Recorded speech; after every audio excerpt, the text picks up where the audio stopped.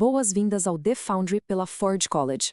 Hoje, a nossa análise se aprofunda na síntese e lista de verificação de estratégia de implantação. Para dar um pouco de contexto, estamos avançando na nossa trilha sobre a Solana, focando no duelo entre Mainnet e DevNet, logo após aquela discussão essencial sobre considerações de escalabilidade. Agora imaginem a cena, sexta-feira à tarde. De um lado, temos alguém da equipe de desenvolvimento suando frio, cruzando os dedos no teclado durante um deploy manual caótico, rezando para não derrubar a rede principal.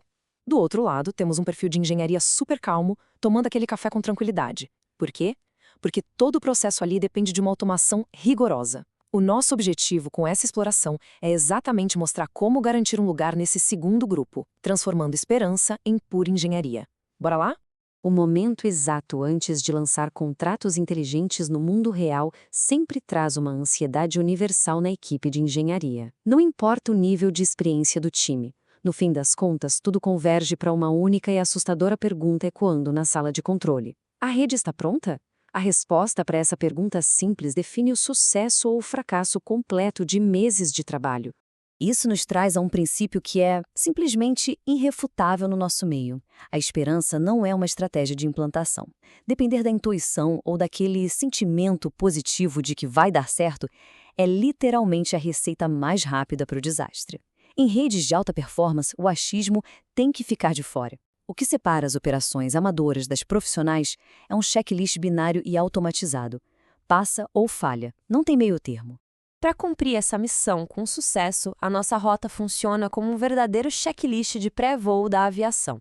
Vamos passar rapidamente por 6 pontos. Primeiro, o teste de pré-voo. Depois, da teoria à prática, o perfil de implantação.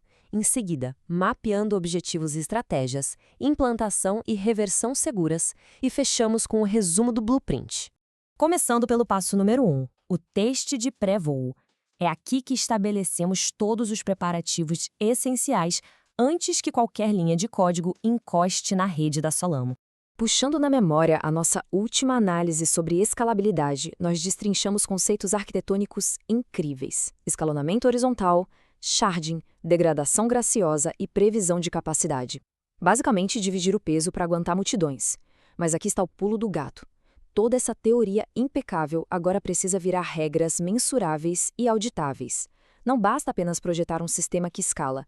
A equipe precisa provar matematicamente que ele consegue fazer isso antes da decolagem. O que nos leva, de forma perfeita, para a nossa segunda etapa, da teoria à prática. É o momento exato de pegar aquelas ideias abstratas de escalabilidade e transformar tudo em ações de código reais. Um conceito fenomenal para ilustrar isso é o de degradação graciosa. Pense num restaurante extremamente famoso em um sábado à noite. A cozinha lota de pedidos, beirando o caos. Em vez de apagar as luzes, fechar as portas e expulsar os clientes, a gerência muda a tática e passa a servir um cardápio super reduzido, apenas com pratos de preparo rápido. O sistema desacelera o ritmo, corta as opções complexas, mas o serviço essencial continua rodando em vez de sofrer um colapso total. Sistemas robustos precisam ser desenhados para agir exatamente assim. E para garantir que esse comportamento defensivo seja respeitado sem falhas, precisamos de um porteiro implacável na nossa infraestrutura. É aqui que entra o coração da operação: o perfil de implantação. O perfil de implantação ilustra de forma brilhante a ponte entre arquitetura e automação. Com a combinação de um arquivo de configuração JSON super limpo e um pequeno script em TypeScript, cria-se um gerador de checklist. Esse script analisa critérios técnicos complexos e os transforma num formato lido por máquinas nas esteiras de CI/CD, os pipelines que levam o código para o mundo real. Sai de cena a avaliação humana e entra um robô que mastiga os dados e entrega um veredito preciso e inquestionável. Na prática de engenharia, essa construção funciona como aquele segurança incrivelmente rígido na porta de uma balada VIP. A meta de transações por segundo bateu o alvo, aprovado, pode passar. A memória do validador extrapolou o limite, reprovado, a festa acabou por aqui. Se a implantação não atingir exatamente os números exigidos no arquivo JSON, o script bloqueia a operação inteira na hora, sem dó. Nenhum código problemático chega na produção. Para dar um exemplo numérico bem pé no chão, olhem para o limite de 16 GB de memória. Em muitas configurações recomendadas, esse é o teto máximo de operação por validador na rede. Quando o sistema é configurado para reprovar automaticamente qualquer tentativa de deploy que exija mais do que esses 16 GB, previne-se de forma absoluta que ocorra um gargalo massivo de hardware quando o pico de acessos chegar. Com essas barreiras de código em pleno funcionamento, a próxima etapa foca na nossa metodologia. Chegamos ao fluxo de decisão, um momento crucial onde os objetivos do negócio apertam a mão da engenharia de redes. Se observarmos bem, todo lançamento que realmente dá certo segue um fluxo de 5 passos muito lógicos. 1. Definir quais são os objetivos primários. 2. Escolher a estratégia técnica ideal para isso. 3. Anexar testes e verificações mensuráveis. 4. Planejar um rollout seguro em etapas. E 5. Definir exatamente como a validação será feita após implantação. Transformar essas etapas em uma rotina inquebrável reduz drasticamente o cansaço mental e evita aquelas decisões de última hora num dia de lançamento tenso. Quando mapeamos essas estratégias visualmente, a logística fica transparente e não tem margem para debate. Por exemplo, se a regra de ouro do projeto é ter baixa latência e respostas imediatas, a bússola técnica aponta direto para um lançamento em etapas escalonadas lá na mainnet. Por outro lado, se a operação no início for super sensível aos custos, a estratégia muda completamente. O foco vira testar na DevNet utilizando Feature Flags. Essas flags funcionam como interruptores ocultos no código para ligar e desligar recursos sem explodir a aplicação inteira no meio do caminho. É claro que, por mais brilhante e perfeito que o planejamento seja, a engenharia da vida real exige precauções extremas contra o inesperado. Vamos pular para as redes de segurança. Aqui temos um contraste importantíssimo entre a hora de avançar e a hora de recuar taticamente. Em um cenário maravilhoso de rollout, enxergamos as métricas de performance perfeitamente estáveis, com o tráfego operando na fase Canary em apenas 1%, ou seja, testando a versão nova em um grupo minúsculo de acessos.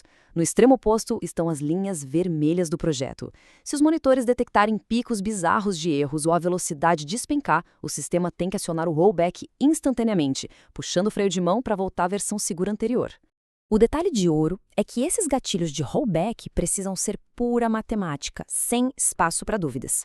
Se a taxa de erro subir para mais do dobro da média normal, ou se a latência P95, que mede a velocidade para 95% dos acessos, piorar em mais de 50% por um período de apenas 10 minutos, o sistema inteiro desfaz a operação sozinho. Vale destacar que lá na comunidade e nos outros cursos da Forte College existe um aprofundamento fantástico nessas métricas de telemetria avançada para quem quer ter o domínio completo na construção dessas barreiras.